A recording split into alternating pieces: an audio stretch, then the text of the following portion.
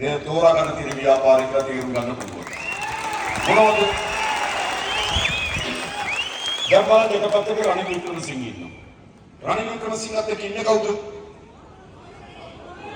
රනිල් වික්‍රමසිංහ කියනවා එයා ගාව හොඳම ටීම් එකේ ඉන්නවා.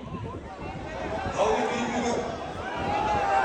විමර්ශකයා මහින්දානන්ද, රෝහිත අබේවර්ධන, ප්‍රසන්න රණතුංග, ලෝහාන් රත්නත්ති හොඳ ටීම් එක.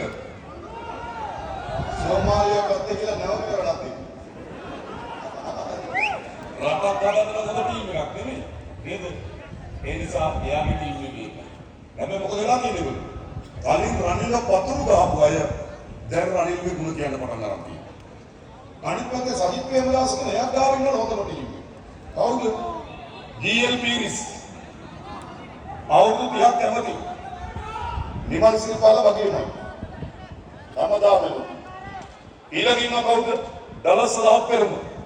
හැමදාම කැමති. ඊළඟින්ම කවුද? නාලක ගොඩේවා. දැස්ද? මොකද? නාලක ගොඩේවා. ඊළඟින්ම ලක්ෂ්මන් කිරියල්ල. ඊළඟින්ම බඳුන්කරේ වංචාවක් සිද්ධ වෙන්නේ නැහැ කියලා පොත් ලියපු. දැන් පොත ලියුවේ සුජීව සේනසිංහ. ඊට පස්සේ නම් පැත්ත කොහෙද කියලා හොයාගන්න බැරි නේද?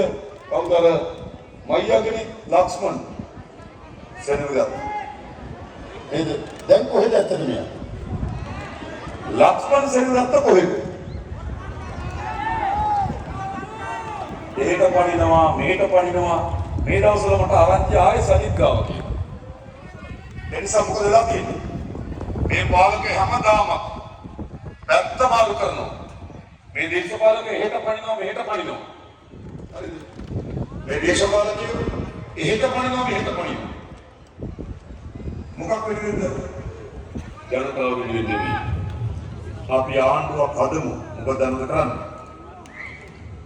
එහෙට පනිනොත් මෙහෙට පනිනොත් මන්ත්‍රීකම ඉවරයි. පෞරදාතම සම්මත කරන නීතිය. ඕනක නීතිය අන්න වැඩේ කරනවා. මම මේක කිව්වම සජිත් ප්‍රේමදාසත් ඒක කියනවා. මේක පැත්ත මන්ත්‍රීකම අහෝසන නීතිය කියනවා. බලනකොට 50 කට්ටිය ඔක්කොම ඉන්නේ. ඒ තරක් නෙවෙයි.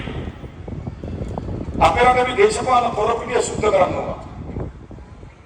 අපේ රටේ පුරවැසියන්ට දේශපාලකයන් ගැන තියෙන්නේ කෙලින් තියක් නේද?